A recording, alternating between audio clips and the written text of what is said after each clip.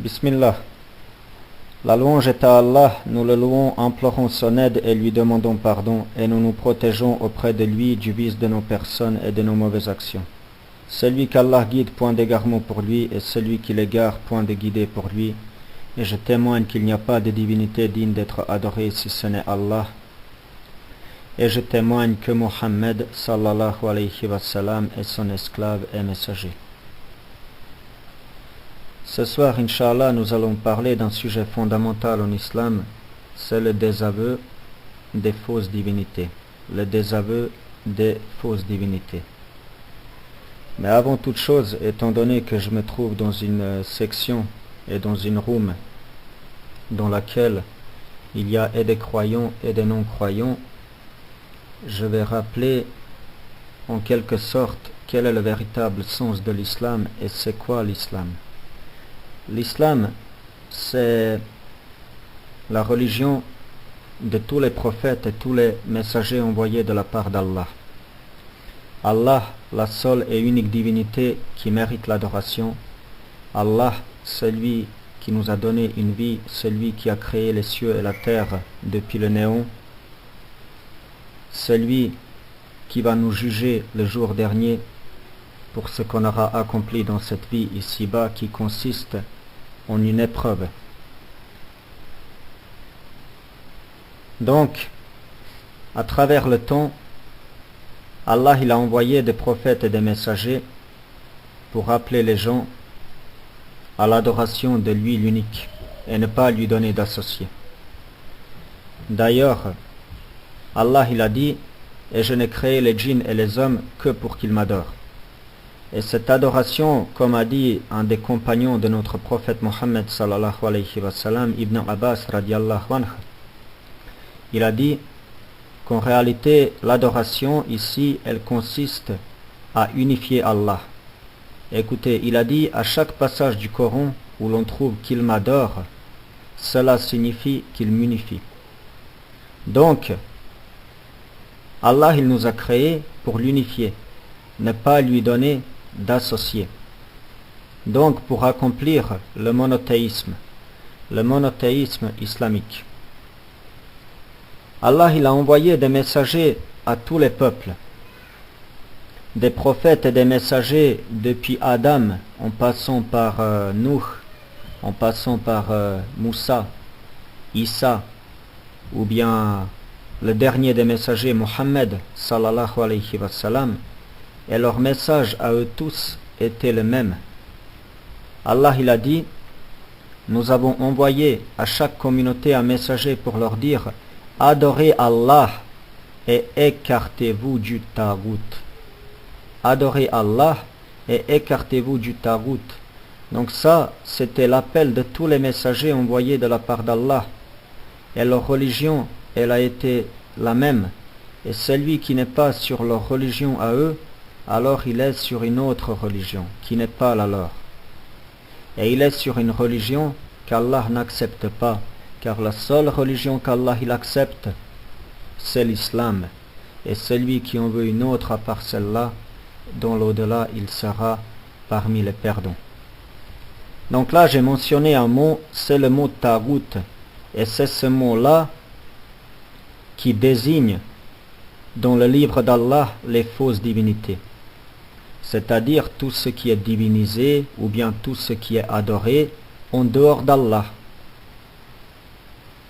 Et le monothéisme, justement, parmi les piliers, il a le désaveu des fausses divinités. Parce que la personne qui va entrer dans l'islam, elle va entrer dans l'islam avec un témoignage. Un témoignage. Et un témoignage n'est pas un témoignage s'il n'est pas accompagné de la science et de la certitude. Autrement, c'est une prétention. Car la prétention, elle est accompagnée de l'ignorance et du doute. Et vous savez très bien que l'ignorance est l'opposé de la science, le doute est l'opposé de la certitude, et ces choses-là, les deux opposés ne peuvent pas coexister. Donc le monothéiste sera uniquement celui qui témoigne en pleine connaissance de cause. Le monothéisme pour lequel Allah il a créé les djinns et les hommes. Allah il a dit dans un verset: quiconque mécroit au tagout tandis qu'il croit en Allah saisit l'once la plus solide qui ne peut se briser. L'once la plus solide dans ce verset, elle désigne La ilaha illallah. La ilaha illallah. Et c'est ça la parole du tawhid qui comporte deux piliers. La ilaha, c'est mécroire au tagout. Quiconque mécroit au tagout. Illallah, croire en Allah, tandis qu'il croit en Allah. Donc le musulman, le monothéiste, c'est celui qui désavoue toutes les fausses divinités et qui unifie Allah. Et il ne lui donne pas d'associé. Le prophète Mohammed sallallahu alayhi wa sallam a dit: celui qui dit La ilaha illallah et mécroit en tout ce qui est adoré en dehors d'Allah, alors ses biens et son sang sont inviolables et son jugement revient à Allah. Rapporté par l'imam Muslim rahimahullah. Maintenant, pour les différentes formes de tawaghit qui désigne le pluriel du mot tagout, c'est-à-dire de la fausse divinité, comment est-ce qu'on définit un tagout? À partir de quand une chose ou bien une personne peut devenir une fausse divinité? Déjà, la toute première chose, c'est que vous devez savoir que tout ce qui est adoré en dehors d'Allah, c'est un tagout, c'est une fausse divinité, qu'il s'agisse d'un objet ou bien d'une personne. Maintenant, le tagout, il peut aussi se présenter uniquement sous la forme d'une chose. Par exemple, si on attribue à une chose une caractéristique qui n'appartient qu'à Allah, alors cette chose-là, elle devient un tagout. Je répète, si on attribue à une chose une des caractéristiques qui n'appartient qu'à Allah, alors cette chose-là, elle devient un tagout. Je vous donne un exemple.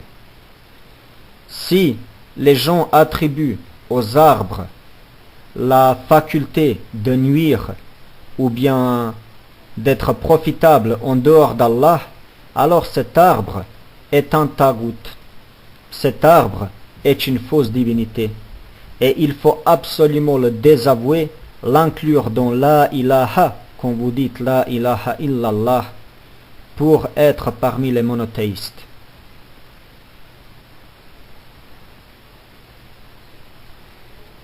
Maintenant, on va prendre l'exemple d'une personne. Une personne qui a une raison, qui a une volonté. À partir du moment que cette personne, elle va s'attribuer à elle-même une caractéristique qui n'appartient qu'à Allah, alors elle devient un tagout. À partir du moment qu'une personne va s'attribuer une des caractéristiques pour lesquelles Allah a déclaré qu'elles n'appartiennent qu'à lui et qu'il n'a pas d'associé dedans, cette personne devient un tagout.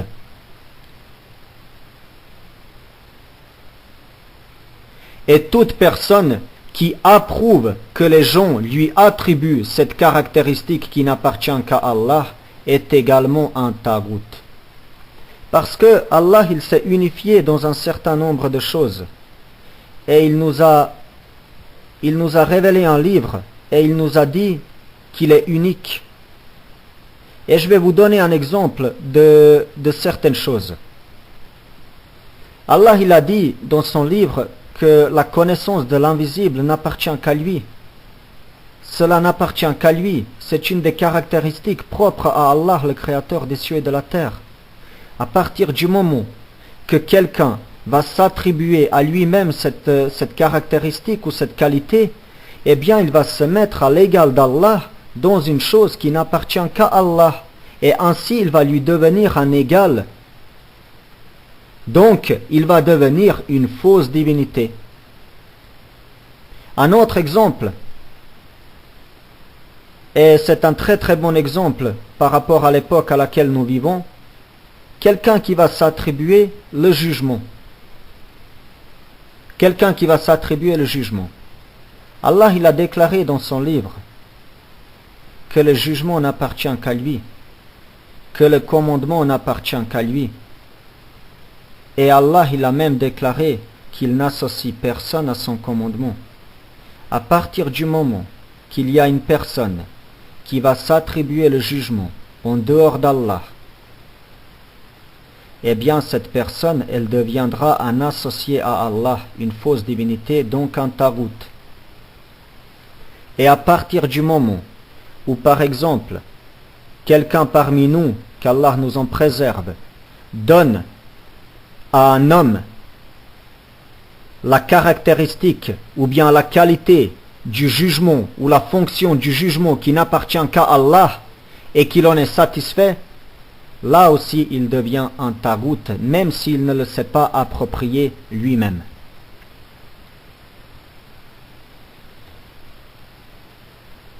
La meilleure, peut-être la meilleure des définitions du tarout, c'est celle qu'a donnée notre cheikh Ibn al-Qayyim rahimahullah, qui était l'élève d'Ibn Taymiyyah rahimahullah, quand il a dit que le tarout est tout objet de culte, tout modèle suivi ou obéi. Le tarout de chaque peuple est donc celui à qui il demande le jugement, au lieu d'Allah et de son messager sallallahu alayhi wa sallam, ou encore ce qu'ils adorent d'autre qu'Allah. Et il continue la parole. Donc, ce qui est important ici dans la définition de Cheikh Ibn al-Qayyim rahimahullah, c'est qu'il nous informe que tout ce qui est adoré, suivi ou obéi en dehors d'Allah, c'est un tarout, parce que l'adoration, le suivi et l'obéissance, ce sont des caractéristiques spécifiques d'Allah. C'est la raison pour laquelle tout ce qui va être suivi ou obéi en dehors d'Allah et indépendamment d'Allah, eh bien, cela deviendra un tarout. Ou encore tout ce qui va être suivi ou obéi dans la mécréance, il sera aussi un tarout. Mais par contre, si quelqu'un il est obéi ou suivi dans le péché, lui il n'est pas un tarout.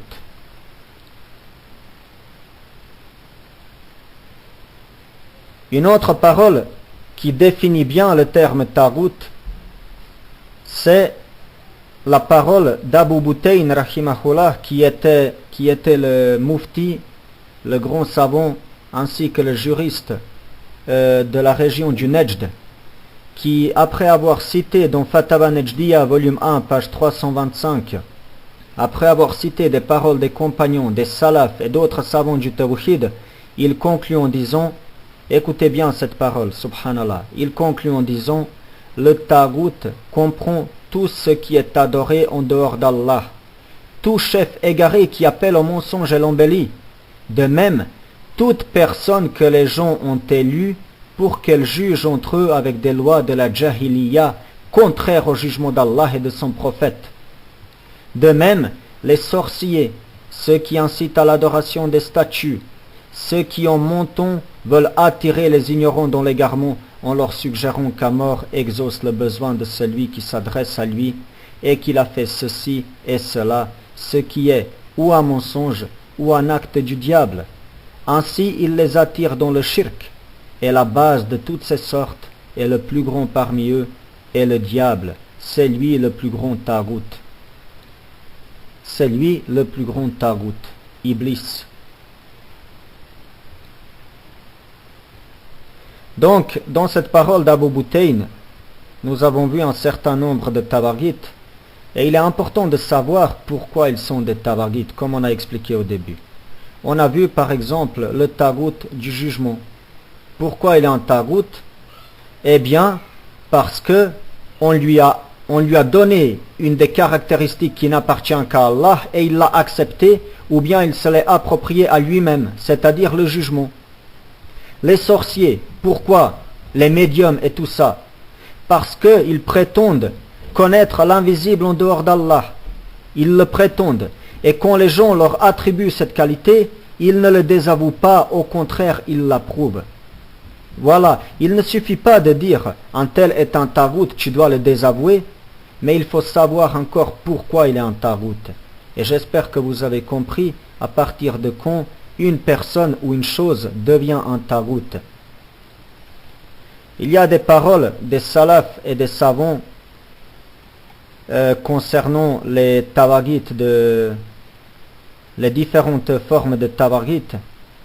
On ne va pas toutes les citer. Le plus important, c'est de citer la définition elle-même. Ce que je vais faire par contre, c'est que je vais vous citer les 5 tawaghit principaux qu'a cité le cheikh Mohammed ibn Abdul Wahhab rahimahullah. Et ce qu'on va faire, on ne va pas tout simplement les citer, mais on va expliquer pourquoi ils sont des tawaghit. Alors le premier tarout qu'a cité le cheikh Mohammed ibn Abdul Wahhab rahimahullah, c'est le shaitan. Le shaitan, pourquoi il est un tarout? Parce qu'il appelle les gens à la mécréance. Il appelle les gens à adorer un autre qu'Allah. Et il a dépassé les limites dans la mécréance. C'est cela le tarout. Le tarout, ce n'est pas un simple mécréant. Le tarout, c'est quelqu'un qui va dépasser les limites dans la mécréance. Or, celui qui appelle les gens au kufr, celui qui appelle les gens à la mécréance et au polythéisme, il n'y a pas de doute qu'il a dépassé les limites dans la mécréance. Et il s'est mis à l'égal d'Allah. C'est la raison pour laquelle toute personne qui invite les gens à la mécréance, il devient un tarout semblable à Iblis. Qu'Allah nous en préserve. Amin. Allah il a dit, ne vous ai-je pas engagé, enfants d'Adam, à ne pas adorer le diable, car il est vraiment pour vous un ennemi déclaré.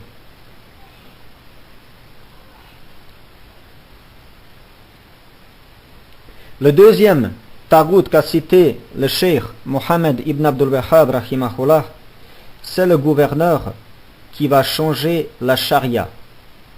Et il va imposer un commandement en dehors du commandement d'Allah.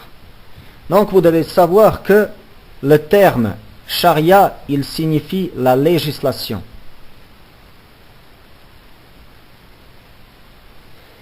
Charia signifie la législation. Alors pourquoi quelqu'un qui va légiférer en dehors d'Allah, il devient un tarout? Tout simplement parce que la législation n'appartient qu'à Allah. Et elle n'appartient à personne d'autre que lui. À partir du moment où quelqu'un, il va s'approprier la législation, ou bien il va en mettre une autre en place, et imposer à ce qu'elle soit suivie et obéie en dehors de la charia d'Allah, eh bien celui-là, il devient un tarout, une fausse divinité. Allah, il a dit, le jugement n'appartient qu'à Allah. Allah a dit, il n'associe personne à son commandement. Allah, il a dit, ou bien aurait-il des associés à Allah qui auraient établi pour eux des lois religieuses qu'Allah n'a jamais permises? Aurait-il des associés à Allah qui auraient établi pour eux des lois religieuses qu'Allah n'a jamais permises? C'est quoi les lois religieuses? Les lois religieuses, c'est un jugement. Et que signifie le jugement? À l'unanimité des salafs, le jugement est un din. Le din, c'est un jugement. Alors comment quelqu'un peut-il être un monothéiste en imposant un autre din que le din d'Allah? Il n'y a pas de doute que celui-là, il n'est pas un monothéiste et qu'il est en dehors de la religion des prophètes et des messagers. Allah, il a dit que le seul din qu'il accepte, c'est l'islam. Et il n'accepte pas un autre din que l'islam. Alors pourquoi les gens, ils viennent et ils mettent en place un autre din que l'islam? Pourquoi les gens, ils viennent et ils appellent les gens à mettre en place un autre din que l'islam? Pourquoi les gens, ils viennent et ils imposent aux gens un autre din que l'islam? Pourquoi les gens, ils viennent et ils disent que celui qui ne veut pas un autre dîne que l'islam, eh bien que c'est des égarés, que c'est des khawarij, que c'est des chiens d'enfer. Pourquoi celui qui veut mettre en place le dîne d'islam, c'est un égaré, c'est un khariji? Non, ce n'est pas un égaré. C'est celui qui l'accuse d'être un égaré qui est dans un égarement lointain.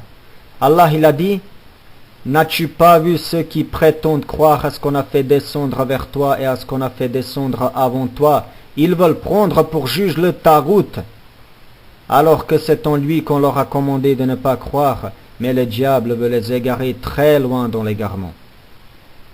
Très loin dans l'égarement.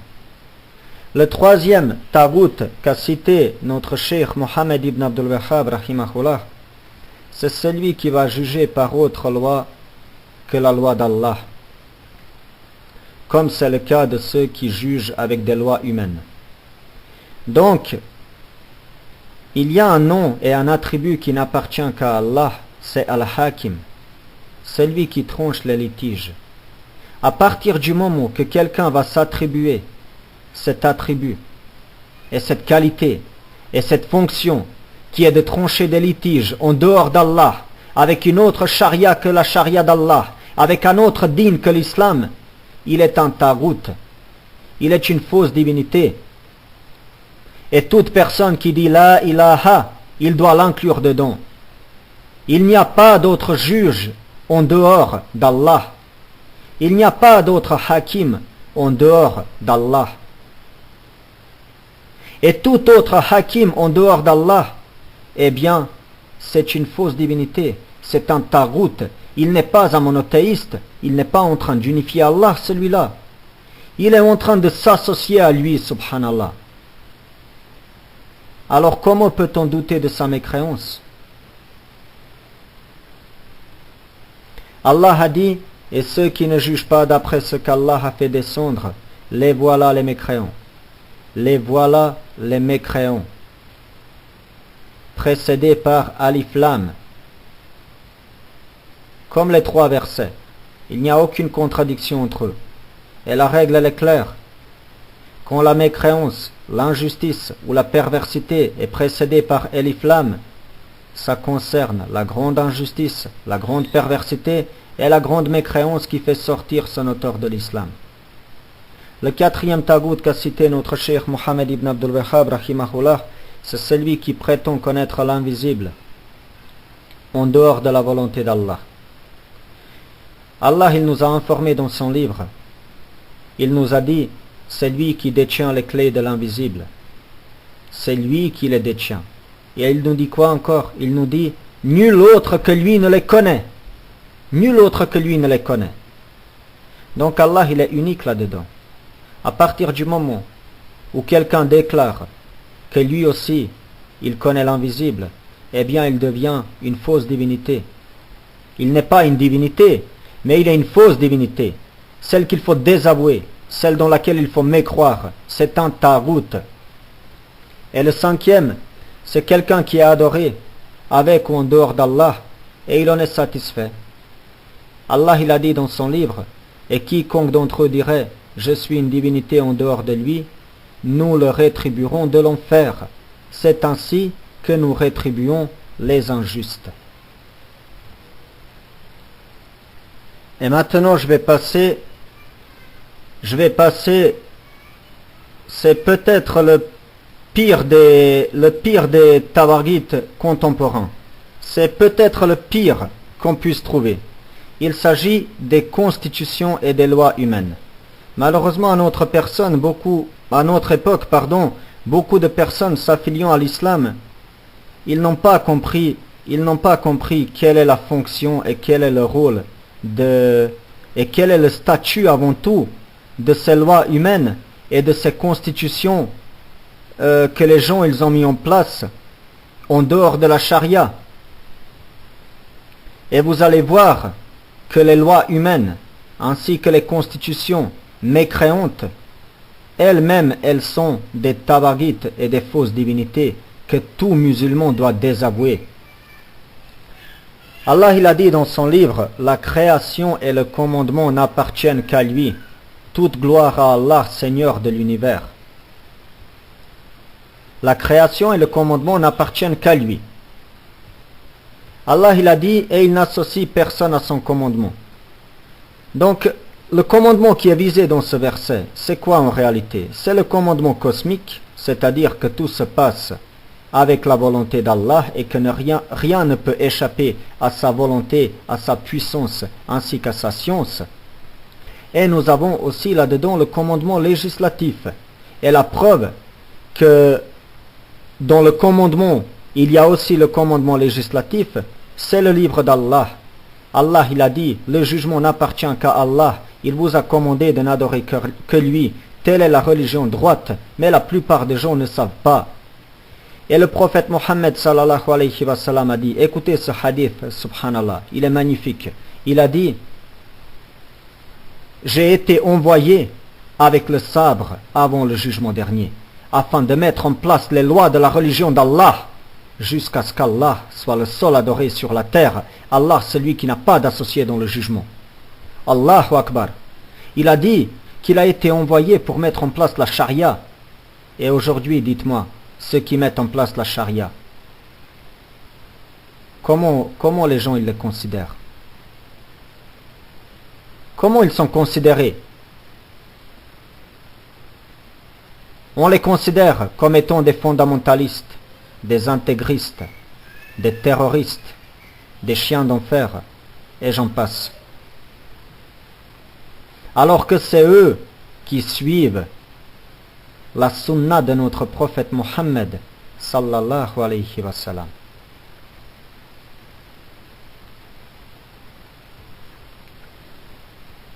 Allah il a dit dans son livre, ou bien aurait-il des associés qui leur auraient établi des lois religieuses qu'Allah n'a jamais permises.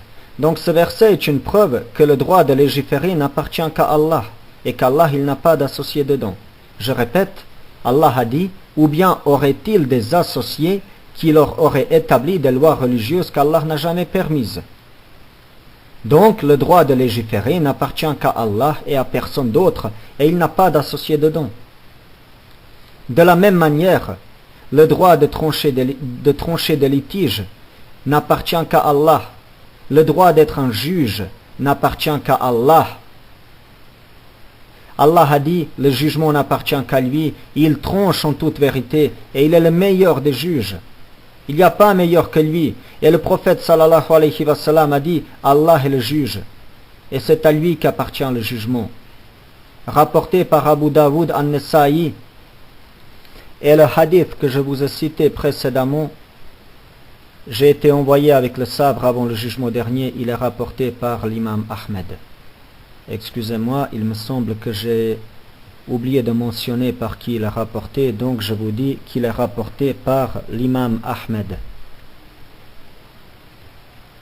Donc, à partir du moment qu'un autre jugement, écoutez bien, un autre jugement, et rappelez-vous ce que j'ai dit avant, din égale jugement. Tout autre din, ou bien tout autre jugement qui est suivi, obéi ou pris pour juge pour trancher un litige entre les gens, c'est un tagout, car trancher les litiges est un droit et une fonction qui n'appartient qu'à Allah. Or, à notre époque, les gens, ils donnent à des constitutions et des lois qu'ils mettent en place un droit qui n'appartient qu'à Allah, un droit fondamental dans lequel Allah il est l'unique, un droit dans lequel Allah n'a pas d'associé, et ce droit c'est justement trancher les litiges, et c'est ça un des principaux rôles de ces constitutions et de ces lois qui en réalité sont des fausses divinités.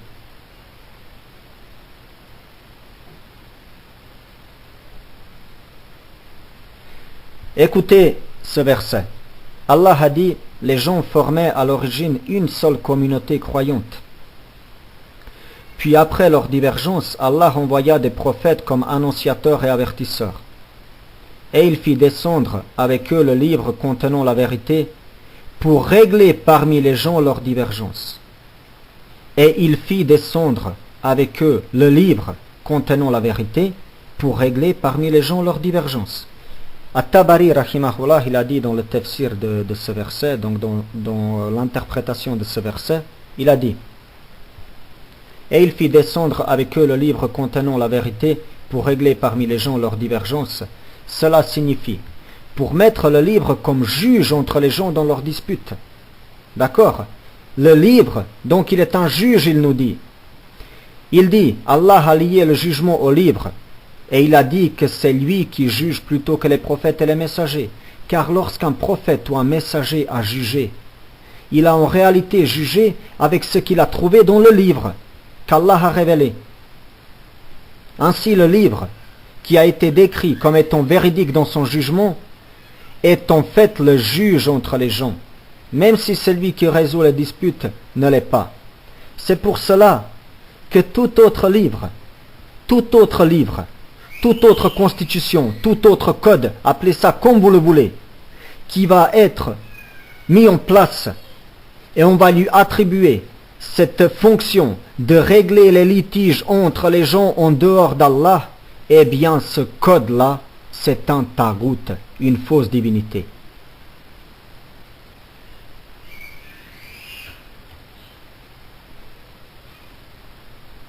Donc pour résumer, et après on va passer au désaveu du tagout, parce que là on était uniquement à la définition du tagout.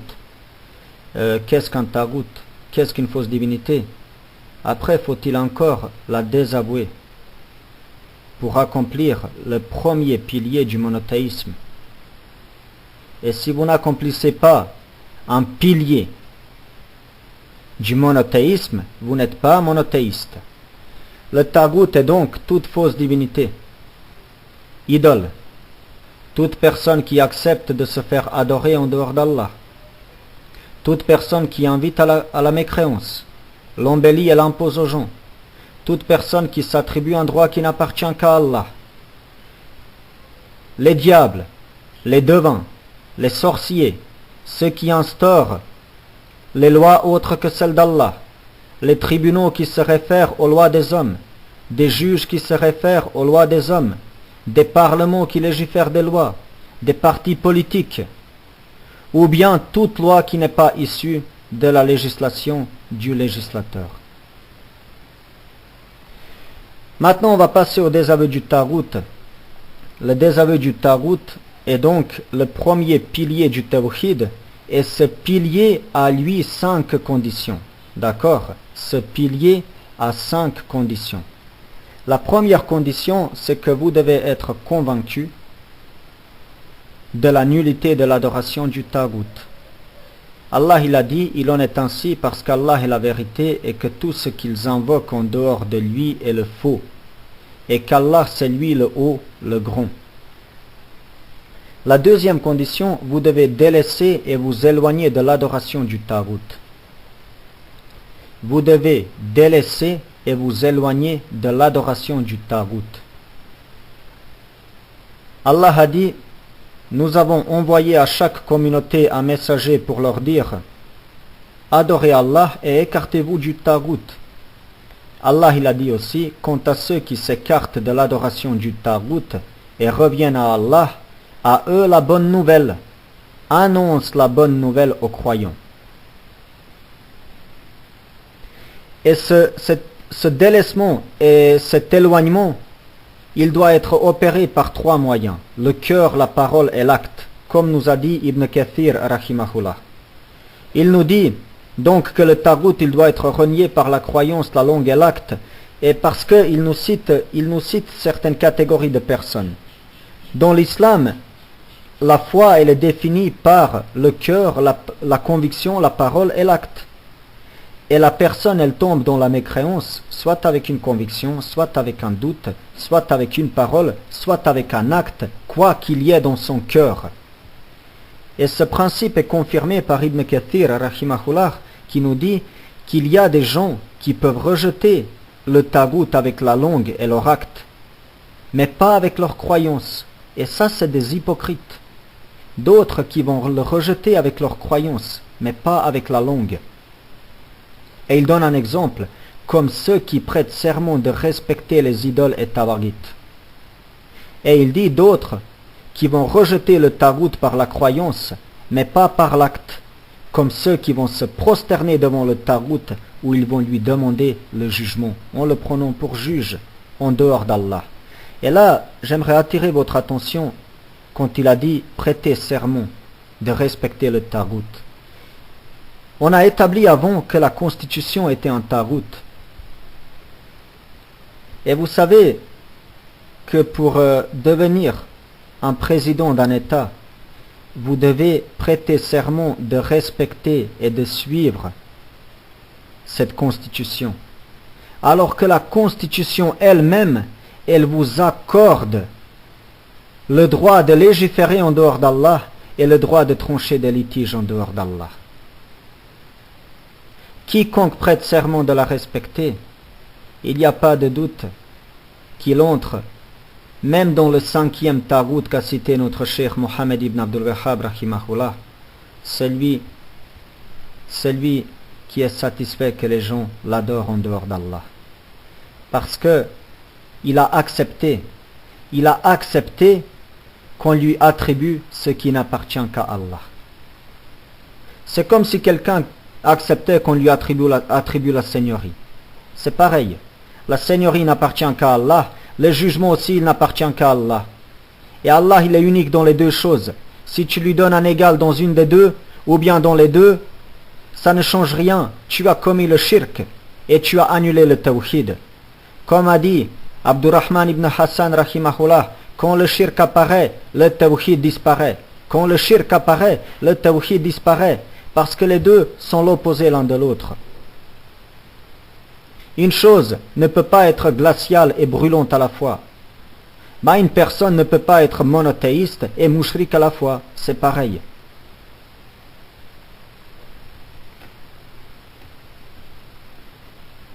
La troisième condition pour désavouer le taghut, il faut prendre le taghut pour ennemi.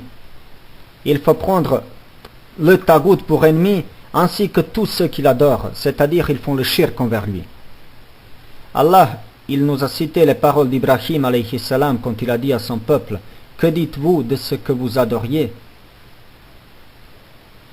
Vous et vos vieux ancêtres, ils sont tous pour moi des ennemis, sauf le Seigneur de l'univers. La quatrième condition, c'est de détester le taghut et ceux qui l'adorent. Donc là, il s'agit de les détester pour la mécréance sur laquelle ils sont. D'accord? Allah, il a dit: certes, vous avez eu un bel exemple à suivre en Ibrahim et en ceux qui étaient avec lui quand ils dirent à leur peuple: nous vous désavouons vous et ce que vous adorez en dehors d'Allah. Nous vous renions. Entre vous et nous, l'inimitié et la haine sont à jamais déclarées jusqu'à ce que vous croyiez en Allah seul. Et là, j'aimerais préciser quelque chose. C'est qu'il y a la grande alliance et il y a la petite alliance. Par exemple, si vous avez de l'amour naturel envers un proche ou envers quelqu'un qui a toujours été bon envers vous, eh bien, ça ne vous exclut pas de la religion.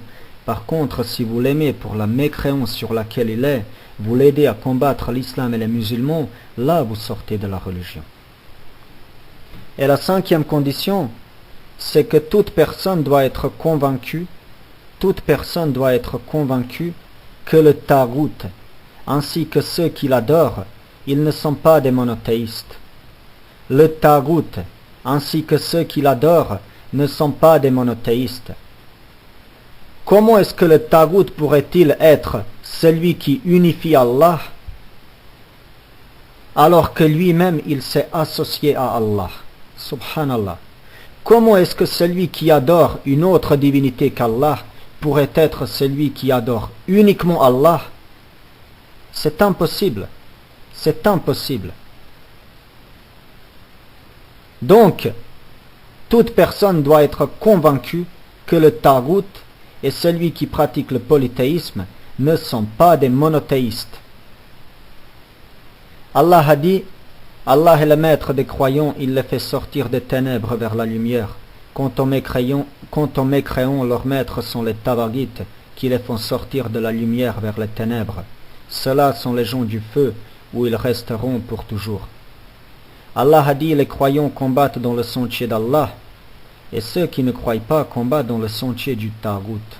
Eh bien, combattez les alliés du diable, car la ruse du diable est certes faible.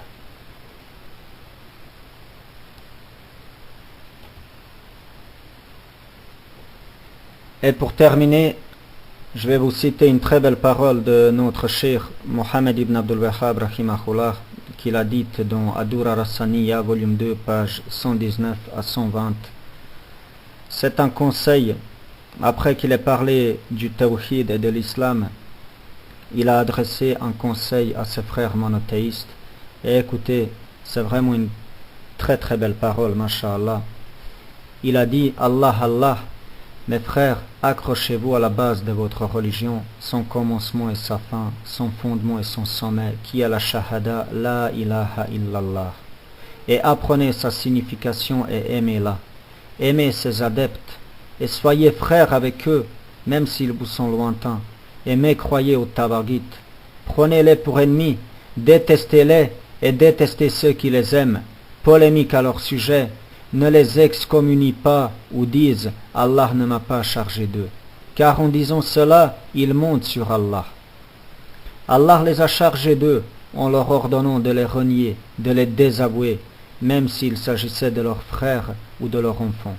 Allah, Allah, accrochez-vous à ça, peut-être rencontrerez-vous votre Seigneur sans rien lui associer. Ô Allah, nous te demandons de nous faire mourir musulmans et de nous faire rejoindre les gens pieux. Amin. Fin de la citation de notre cheikh Mohammed ibn Abdul Wahhab, rahimahullah. Barakallahu fikum de votre attention. Merci à vous tous. Subhanaka Allahumma bihamdik. Ashhadu an la ilaha illa ant. Astaghfiruka wa atubu ilayk. Assalamu alaikum wa rahmatullahi wa barakatuh.